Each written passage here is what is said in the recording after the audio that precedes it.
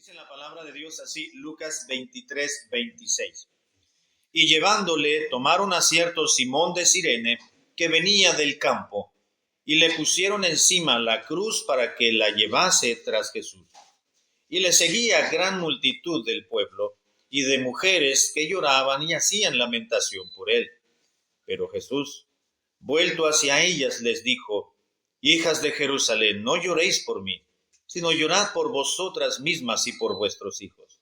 Porque he aquí vendrán días en que dirán: bienaventuradas las estériles, y los vientres que no concibieron, y los pechos que no criaron. Entonces comenzarán a decir a los montes: caed sobre nosotros, y a los collados: cubridnos. Porque si en el árbol verde hacen estas cosas, en el seco, ¿qué no se hará? Llevaban también con él a otros dos, que eran malhechores para ser muertos. Cuando llegaron al lugar llamado de la Calavera, le crucificaron allí, y a los malhechores, uno a la derecha y otro a la izquierda. Y Jesús decía: Padre, perdónalos, porque no saben lo que hacen. Y repartieron entre sí sus vestidos, echando suertes. Y el pueblo estaba mirando, y aun los gobernantes se burlaban de él, diciendo: a otro salvó, sálvese a sí mismo, si este es el Cristo, el escogido de Dios. Los soldados también le escarnecían, acercándose y presentándole vinagre, y diciendo: si tú eres el rey de los judíos, sálvate a ti mismo. Había también sobre él un título escrito con letras griegas, latinas y hebreas: Este es el rey de los judíos. Y uno de los malhechores que estaban colgados le injuriaba, diciendo: si tú eres el Cristo, sálvate a ti mismo y a nosotros. Respondiendo el otro le reprendió, diciendo: ¿ni aún temes tú a Dios estando en la misma condición? Nosotros, a la verdad, justamente padecemos, porque recibimos lo que merecieron nuestros hechos, mas éste ningún mal hizo. Y dijo a Jesús: acuérdate de mí cuando vengas en tu reino. Entonces Jesús le dijo: de cierto te digo que hoy estarás conmigo en el paraíso. Cuando era como la hora sexta, hubo tinieblas sobre toda la tierra hasta la hora novena. Y el sol se oscureció, y el velo del templo se rasgó por la mitad. Entonces Jesús, clamando a gran voz, dijo: Padre, en tus manos encomiendo mi espíritu. Y habiendo dicho esto, expiró. Cuando el centurión vio lo que había acontecido, dio gloria a Dios, diciendo: verdaderamente este hombre era justo. Y toda la multitud de los que estaban presentes en ese espectáculo, viendo lo que había acontecido, se volvían golpeándose el pecho. Pero todos los conocidos, sus conocidos, y las mujeres que le habían seguido desde Galilea, estaban lejos mirando estas cosas. Amén. Vamos a orar. Padre celestial, te damos gracias por tu palabra, la Biblia, porque es en ella donde se refleja la real historia del sacrificio de tu Hijo Jesucristo en favor de toda la humanidad. No podemos ir a otro recurso y a otro anal histórico si no es tu preciosa palabra. Y en los siguientes minutos, Señor amado, te ruego que nos des la atención a la presentación de tu palabra, para que podamos recordar en esta tarde, noche, cómo fueron aquellas últimas horas de nuestro Señor Jesucristo, hablando en su humanidad, cumpliendo precisamente el plan de la salvación trazado desde antes de la fundación del mundo. Te ruego que bendigas estos minutos en el nombre de Jesucristo, nuestro Salvador. Amén. Siempre es necesario acudir a la palabra de Dios para volver nuestro corazón a la historia real y completa. Digo completa en el sentido de que lo que Dios quiso que nosotros como seres humanos comprendiéramos y supiéramos de todo el proceso, en ese sentido, de la pasión de Cristo. Quiero eliminar el término proceso y referirme a la pasión de Jesucristo, en sus últimas horas, en esa última semana de vida, hablando seguramente y propiamente en el aspecto humano, pues siempre es justo ir a la palabra de Dios. Ninguna producción de Hollywood, ningún libro escrito por alguna otra persona va a venir a sustituir, ni debería de sustituir de ninguna manera. Y es injustificable que los creyentes, los hijos de Dios, vayamos manteniendo al margen la palabra de Dios y nos vayamos a una película. Lo propio y lo justo sería ir, y es ir a la palabra de Dios. Y los evangelistas, es decir, Mateo, Marcos, Lucas y Juan, los cuatro narran, unos en ciertos detalles, otros no captan la atención en ciertos detalles, pero se enfocan en algunos otros que algún otro evangelista no narró, y es así como en los cuatro evangelios, así llamados, tenemos entonces la historia de la crucifixión. Lo que quiero compartir en esta tarde son solamente 2 puntos. Uno, vamos a mirar las primeras 3 horas de Cristo en la cruz, es decir, desde las 9 de la mañana que fue crucificado hasta las 12 del mediodía. Nos dice la Biblia en Mateo capítulo 27, versículo 33, que cuando le crucificaron fue justamente en la mañana de un viernes. Mateo capítulo 27, versículo 33, solamente a manera de referencia. Mateo 27, 33 nos dice la Escritura, y cuando llegaron a un lugar llamado Gólgota, que significa lugar de la calavera, le dieron a beber vinagre mezclado con hiel, pero después de haberlo probado, no quiso beberlo. Y continúa el detalle y los detalles que presenta Mateo. Así que llegaron a un lugar llamado Gólgota. Probablemente Gólgota por la forma, era un pináculo en un monte Calvario, a las afueras de Jerusalén. Era el pináculo de ese monte, y el relieve, la forma de las rocas que estaban justamente en ese monte, figuraba la figura de un cráneo. Es lo que nos dicen, lugar de la calavera, por eso es el nombre Gólgota, porque parece una calavera, las fosas de los ojos y del orificio de la nariz, etcétera, etcétera. Así que ahí fue en ese monte, en el monte Calvario, llegaron a crucificar al Señor en este lugar, justamente donde los romanos, el imperio romano, que era el gobierno que imperaba en ese entonces, había decidido matar a 3 hombres en esa ocasión. A 2 malhechores, uno arrepentido, otro no, pero entre esos 2 malhechores había uno justo. Aquel que no conoció pecado, dice la palabra de Dios, estaba en medio de ellos.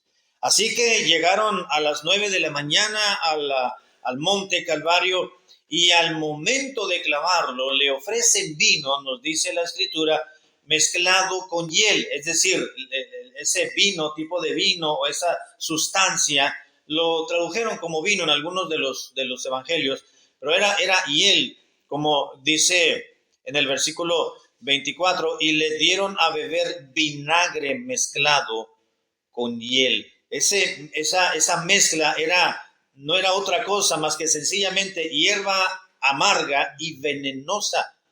Para mitigar el dolor, se le ofrecieron a estos malhechores, incluyendo al propio Señor Jesucristo, pero él lo rechazó, dice la Escritura.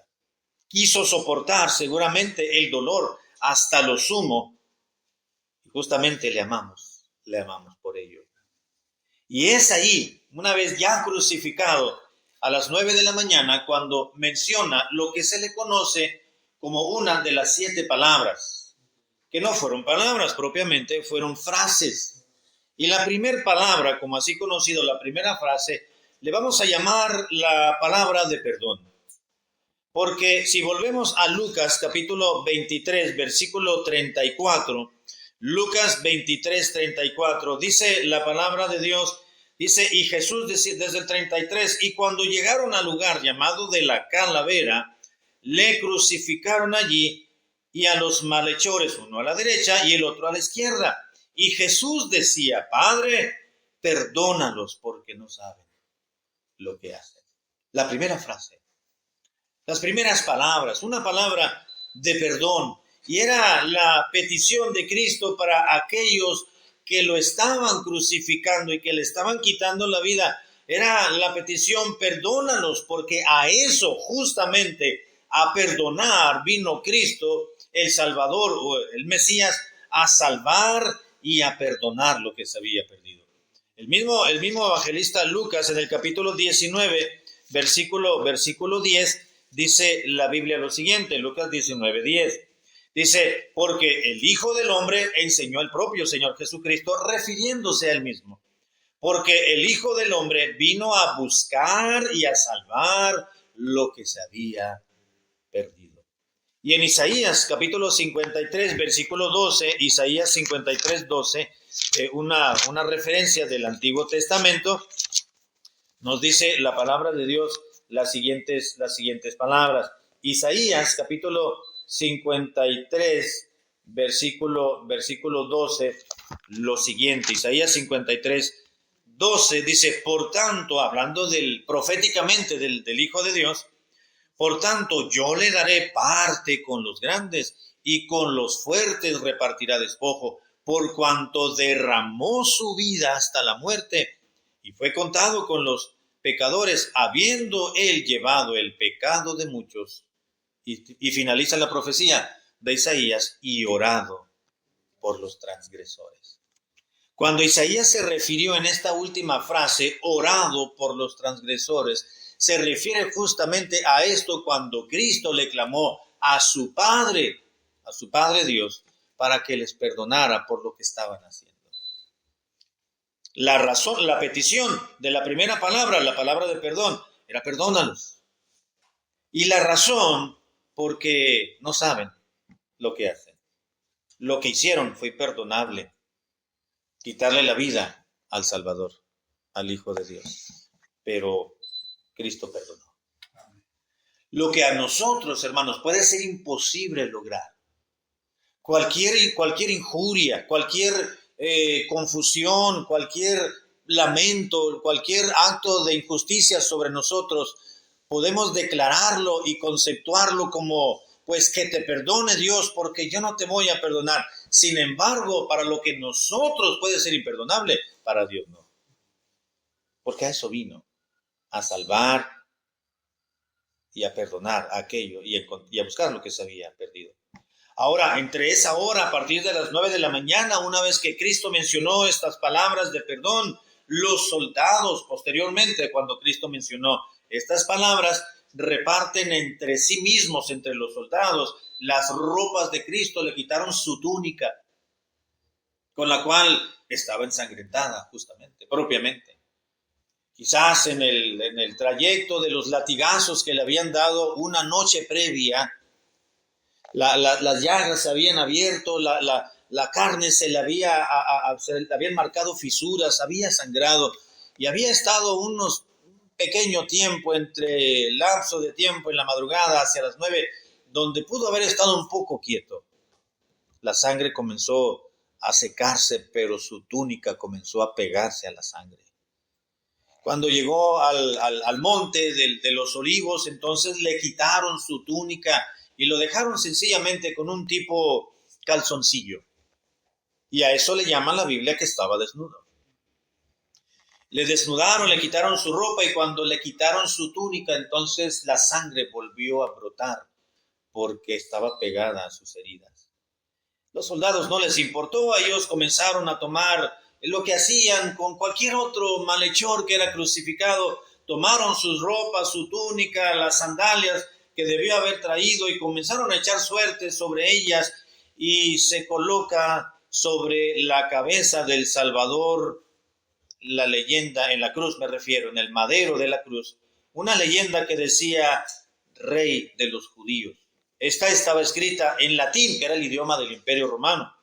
Estaba escrita en hebreo, que era el idioma de los judíos, donde estaban del pueblo judío al cual pertenecía, y estaba escrito en griego, que era el idioma común del pueblo en ese entonces. Así que los principales sacerdotes, ancianos, escribas y soldados se burlaban de él y se mofan. Mateo capítulo 27 nos recuerda esta parte de la narrativa de la crucifixión de Cristo. Mateo 27, 39.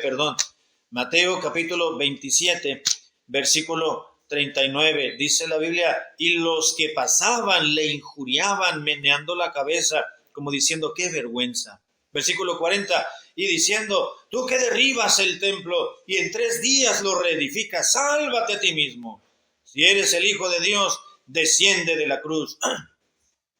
Y de esa manera también los principales sacerdotes, escarneciéndole con los escribas y los fariseos y los ancianos, decían, a otro salvó, decían ellos, a sí mismo no se puede salvar. Si es el Rey de Israel, descienda ahora de la cruz y hasta entonces creeremos en él. Qué vergüenza para estos principales religiosos de ese entonces. Ustedes han de recordar que los sacerdotes, los saduceos, los escribas y los fariseos no se llevaban entre sí. No podían llevarse, siempre estaban señalando sus propios errores, pero ahora habían hecho una alianza en contra del Hijo de Dios. En ese entonces se menciona la segunda palabra o la segunda frase. Y no sería una palabra de perdón porque fue la primera. Ahora sería una palabra, yo le he llamado esto una palabra de salvación. En Lucas capítulo 23, versículo 43, continúa diciéndonos, presentándonos el relato, el evangelista Lucas. Lucas capítulo 23, verso 43, dice la escritura, entonces Jesús dijo, de cierto te digo que hoy estarás conmigo en el paraíso. Esto fue en razón de que uno de los 2 malhechores se burlaba de Cristo. Ya lo leímos. Y el otro que estaba clavado, crucificado a su izquierda, como que reconoció su mal. No como que reconoció más bien 2 cosas. Uno, a Jesucristo como el Hijo de Dios, el Salvador del mundo, pero también reconoció su posición. Le dijo, estando en esta condición, en este estado que nos encontramos, tú y yo, le gritó de la cruz, de su lado hacia el otro extremo. Nosotros estamos aquí porque estamos purgando la condena. Es la consecuencia de nuestra vida terrífica que llevamos. Somos malhechores, nosotros sí somos criminales. Pero este hombre, qué mal hizo. Y entonces, con todo el esfuerzo del mundo, volteó tratando de mirar un poco más directo a Jesús, este malhechor, y le dijo las palabras, acuérdate de mí cuando vengas en tu reino. Seguramente este malhechor debió haber escuchado las predicaciones de Jesús. Porque en ese momento Cristo no mencionó nada del reino que algún día vendría a establecer su reino. Debió haber escuchado y debió haberse burlado seguramente cuando llegó a escuchar o la predicación de Juan el Bautista, porque Juan predicaba la tesis o el fuerte del mensaje de Juan el Bautista, era un mensaje de arrepentimiento. Y básicamente era arrepentidos porque el reino de los cielos se ha acercado, refiriéndose a Jesucristo. Así que este hombre se acordó, seguramente recordó la predicación de Juan, que allí estaba día tras día, o propiamente la predicación de Jesucristo, que en algún momento debió haber escuchado. Y volteó hacia él y le dijo, acuérdate de mí cuando vengas en tu reino. Yo sí te creo ahora. Te escuché, me burlé, pero ahora reconozco que realmente tú eres un hombre especial. Acuérdate de mí cuando vengas en tu reino, le dijo, y enseguida el Señor Jesucristo le responde con todo el esfuerzo humanamente hablando, y le responde, de cierto te digo, que hoy estarás conmigo en el paraíso. No hay coma, como en la traducción del Nuevo Mundo de las Sagradas Escrituras lo estableció. Ellos dicen, de cierto, te digo hoy, coma, pues que estarás en el paraíso algún día. No, Jesucristo dijo, de cierto te digo que a partir de hoy mismo, cuando tú mueras, vas a estar conmigo en el paraíso.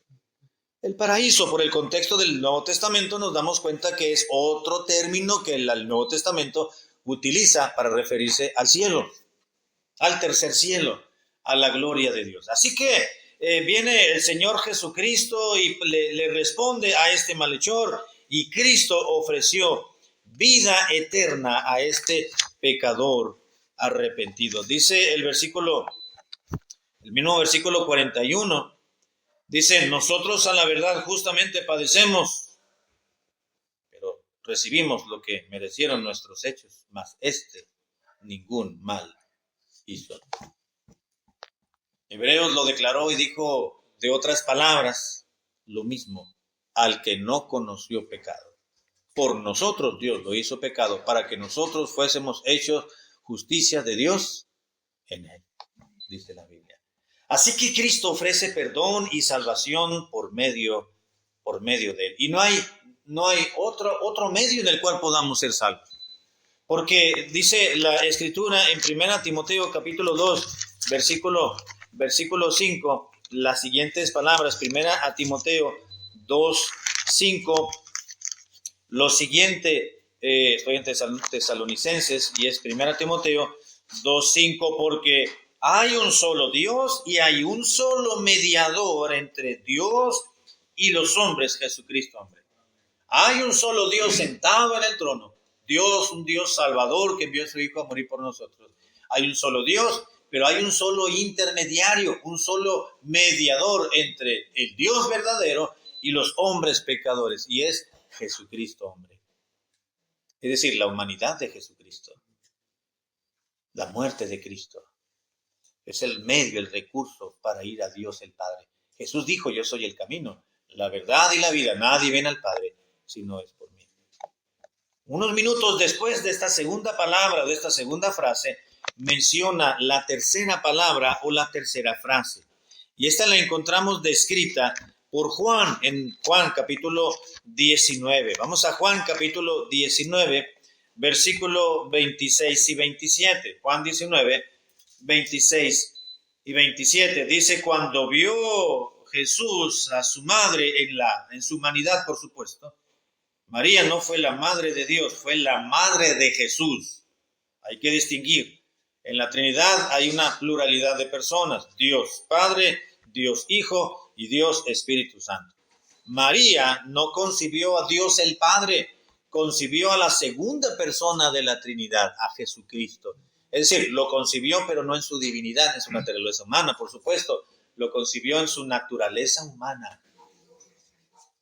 Pues es la razón por la cual la Biblia dice, cuando vio Jesús a su madre, es decir, Juan dice Jesús, no dice Cristo, porque Cristo refleja su naturaleza salvadora, su naturaleza divina. Y cuando menciona a Jesús, está refiriéndose a su humanidad, al nombre hebreo que José y María le dieron a ese niño que nació. Dice la Biblia, cuando vio Jesús a su madre y al discípulo a quien él amaba, que se entiende que es Juan, no Juan el Bautista, Juan el discípulo, dice que él amaba, que estaba presente, dijo a su madre, mujer, he ahí tu hijo. ¿Se da cuenta? No le dijo madre. Juan es el que dice, vio a su madre. Pero Jesucristo dijo, mujer. Y el versículo 27 continúa diciendo, después dijo el discípulo, he aquí tu madre. Dice, y desde aquella hora el discípulo le recibió en su casa. Así que vemos la tercera frase, hermanos, y esto es que es una palabra de amor. No, el amor hacia quien le trajo al mundo se demuestra encargándosela al discípulo. Entonces Jesús Digo era, porque me estoy refiriendo al tiempo pasado por lo que estamos leyendo, que ya sucedió este evento. Era el Hijo de Dios, sabemos que es el Hijo de Dios. Pero en ese momento, no voy a decir el temor, pero esa incomodidad de saber, yo, el hijo primero de esta mujer, de María, voy a morir, voy a fallecer, pero ¿quién va a cuidar de ella? Así que vio a Juan por ahí, de la altura de la cruz, miró con ojos borrosos seguramente, y ahí miró a María que estaba llorando y lamentándose por su propio hijo que lo estaban matando. Y volteó por ahí cerca, y Juan estaba ahí. Y le dijo, mujer, ve ahí tu hijo. Él se va a hacer cargo de ti. Él va a velar por ti. No te preocupes por mí, yo estoy bien, estoy cumpliendo un plan. Me voy a ir, voy a morirme, voy a resucitar, seguramente lo tenía en mente, me voy a ir, voy a ascender al cielo con mi Padre Celestial, pero Él va a quedar aquí a cargo tuyo. Mujer, y tu hijo. Y enseguida volteó sus ojos, su mirada a Juan y le dijo, Juan, tu madre, este cargo de ella. Así que podemos llamarle una palabra de amor. Juan la recibió desde ese momento, dice en la Biblia, y algunos creen que cuando dice, y desde ese momento, el versículo 27 dice, y desde aquella hora el discípulo la recibió en su casa. Algunos eruditos de la Biblia dicen que esa frase quiere decir que Juan tomó a María y se la llevó a su casa, para que no viese y no sufriese más viendo a su primer hijo, al primogénito, sufriendo, agonizando de esa manera. Esto fue aproximadamente y muy probablemente al mediodía. ¡Qué muerte tan gloriosa! Oró por sus asesinos, prometió el paraíso a un ladrón y proveyó de un hogar seguro a su madre. Para eso llegó el mediodía.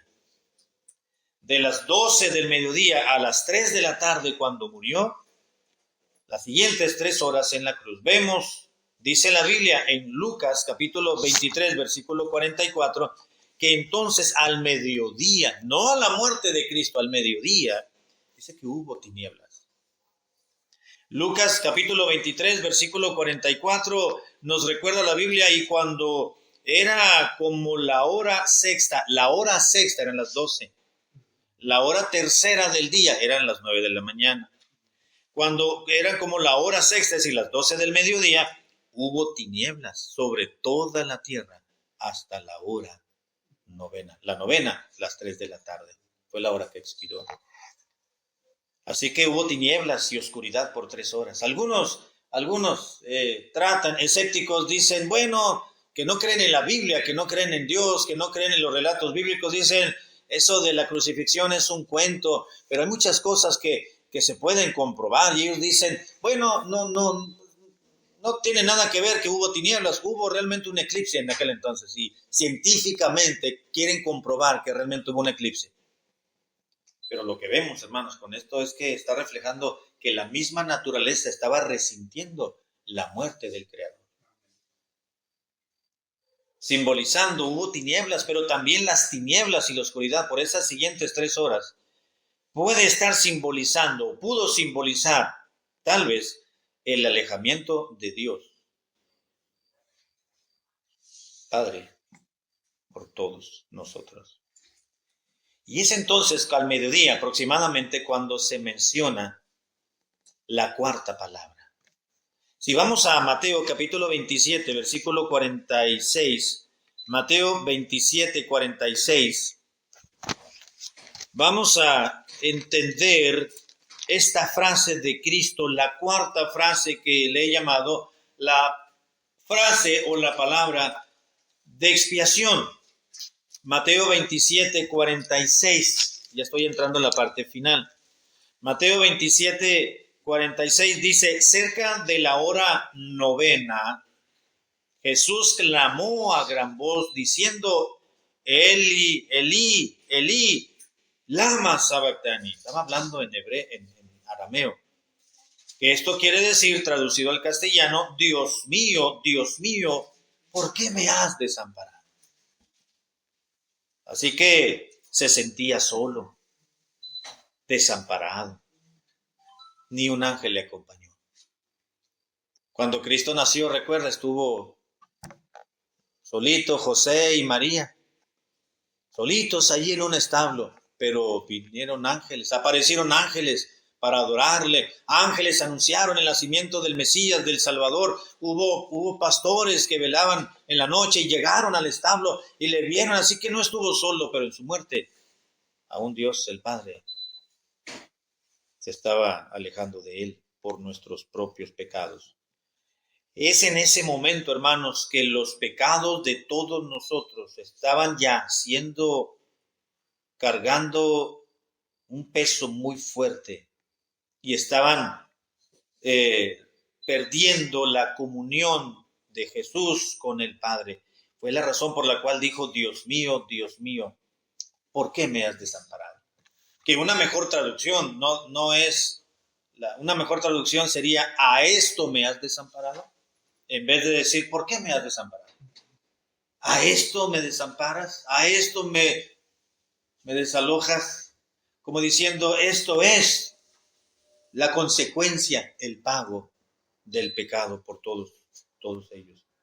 Isaías 59:2 dice, pero vuestras iniquidades, dijo Dios, han hecho división, separación entre nosotros y nuestro Dios, y nuestros pecados han hecho ocultar el rostro de Dios, para Él no irnos, separación.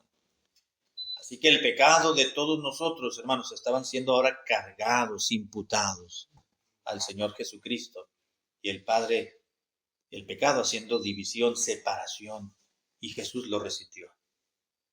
¿Por qué me has desamparado? Posteriormente, unos minutos más, se menciona la quinta frase o la quinta palabra, y le he llamado una palabra de sufrimiento físico. Juan capítulo 19, verso 28. Juan 19, 28, dice el evangelista Juan 19, 28 y 29, lo siguiente: después de esto, sabiendo Jesús que ya todo estaba consumado, es decir, ya pocos minutos voy a morir, este cuerpo ya no va a soportar. Sabiendo que todo estaba prácticamente ya consumado, dijo, para que la escritura se cumpliese, tengo sed. Antes de que este cuerpo reviente y el corazón estalle y tenga que entregar mi vida físicamente, humanamente hablando, entonces dijo, porque estaba escrito, tengo sed. Versículo 29, y estaba allí una vasija llena de vinagre.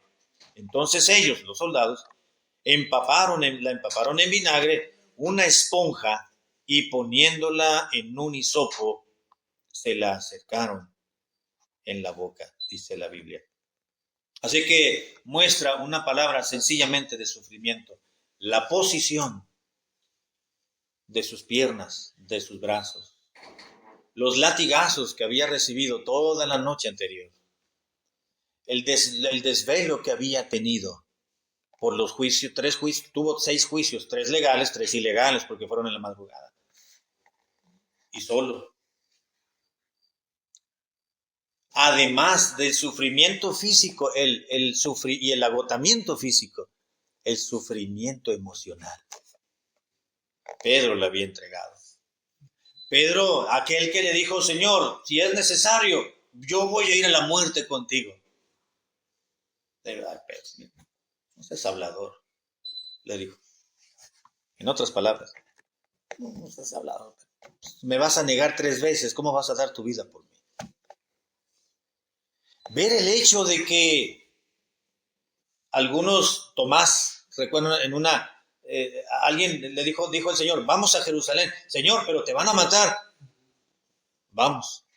Entonces dice la Biblia que Tomás dijo, bueno, pues vamos para que también nos maten junto con él. Pero ¿dónde estaban? No solamente el alejamiento de Dios el Padre, cuando los pecados de todos nosotros fueron imputados en él, sino el agotamiento físico, el agotamiento emocional de saber que por 3 años contó prácticamente incondicionalmente con el apoyo de 12 y uno de ellos ya le había entregado. Él sabía, pero estamos hablando meramente del aspecto humano. Lo había traicionado.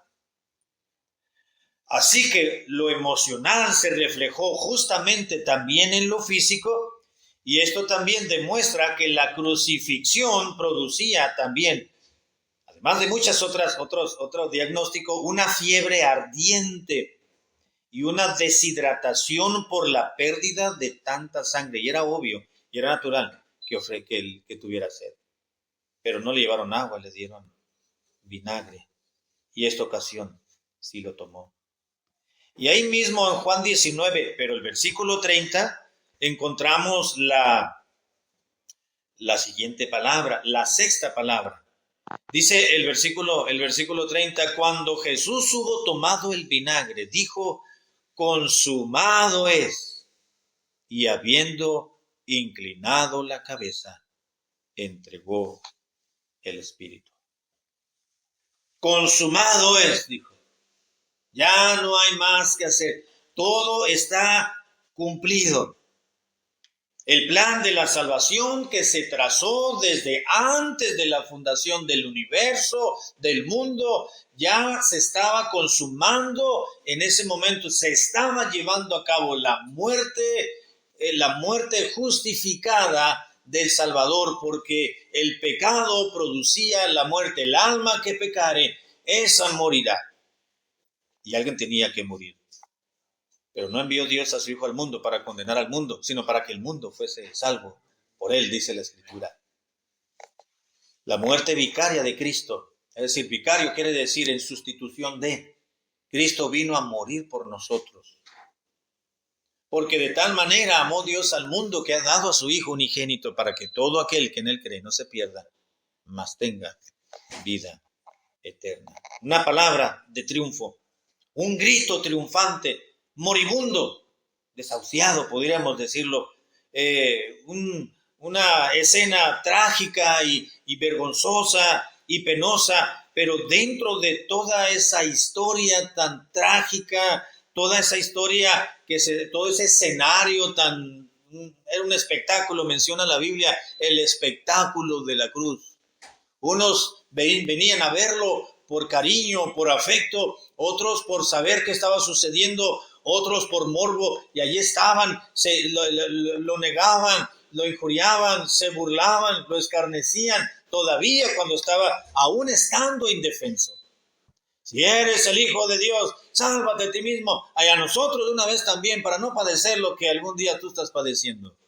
Otros meneaban la cabeza, decían, ándale pues, tú que decías que 3 días tumbabas el templo, lo derribabas y luego a ver, tienes poder para aquello, pues menos para salvarte.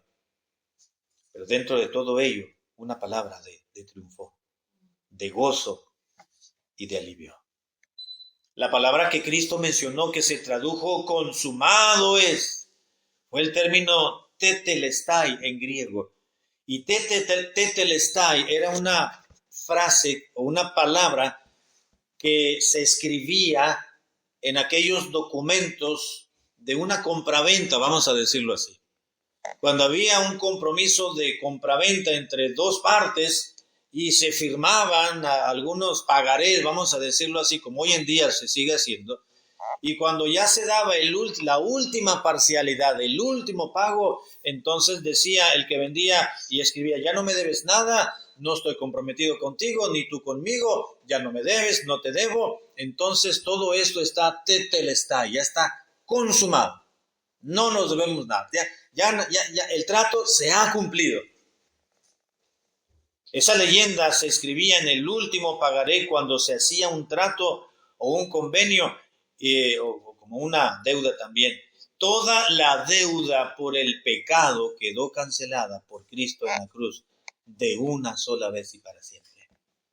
Primera de Pedro nos lo recuerda, Primera de Pedro 3:18. Primera de Pedro 3:18 dice la Biblia, porque también Cristo padeció una sola vez por los pecados. ¿Por qué una vez? Porque su muerte fue suficiente.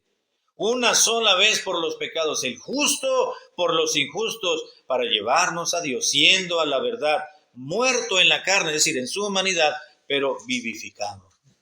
en espíritu. Y finalmente en Lucas 23:46 terminamos con esto. Dice la Biblia, entonces Jesús, una vez que dijo, consumado es, luego dice la Biblia, clamando a gran voz, dijo, Padre, en tus manos encomiendo mi espíritu. Y habiendo dicho esto, dice la Biblia, entonces expiró.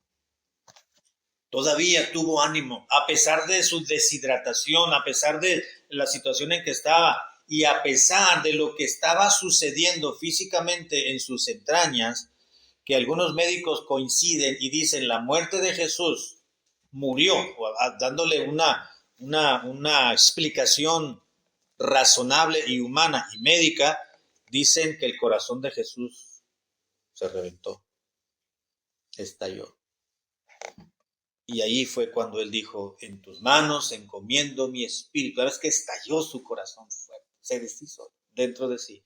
Él sabía y le clamó a Dios, pero ahora ya no le dijo, Dios mío, le dijo, Padre, en tus manos encomiendo mi espíritu. La séptima y última frase o palabra, yo le llamo una palabra de reunión. Cuando alguien muere, inclina la cabeza como una flor marchita.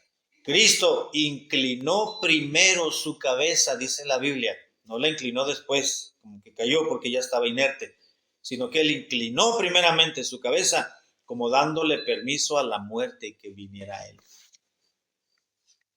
Tan cruel fue la muerte de nuestro Salvador, pero suficiente para dar y ofrecer a quien se acerca a él una salvación eterna y una salvación segura. En estos días, cada año, hermanos, bien hacemos y bien hace el mundo en reconocer algo al Señor Jesucristo, aunque es fiesta y jolgorio y vacaciones y muchas cosas. El hombre natural lo entiende así, Semana Santa, pero usted y yo tenemos el concepto correcto de lo que significa la Semana Santa, así llamada. Pero algo sucedió hace 2000 años atrás. Tenemos que apreciar el sacrificio de Jesucristo, lo que Él cargó por nosotros, lo que hizo por nosotros, lo que sufrió por nosotros, lo que padeció por usted y por mí, para que vivamos más cerca de Él cada día. Ya somos salvos, ya su sacrificio tuvo un efecto transformador en nuestras vidas. Pero ahí tenemos que ser agradecidos por lo que el Señor hizo por nosotros. No se deje llevar por películas. Ay, así fue. Eso no lo dice la Biblia, pero qué bueno que ya Mel Gibson me lo puso ahí. No. Deje a un lado eso. Es lo que dice la Biblia. Es lo que quedó narrado entre los testamentos, entre ambos testamentos, entre las predicciones, las profecías y el cumplimiento de estas en el Antiguo Testamento. Eso es lo que cuenta. Y un corazón agradecido por Dios. A Dios por parte nuestra. Que Dios nos ayude, hermanos. Que Dios nos ayude a ser agradecidos con Dios. Decirle, Señor, gracias por lo que tu Hijo Jesucristo hizo por mí. Y todo esto y mucho más de lo que no está aquí explícitamente declarado, pero que padeció y lo hizo por mí y por usted. Que Dios nos ayude, hermanos, a ser fieles al Señor, entregados al Señor, dedicados al Señor.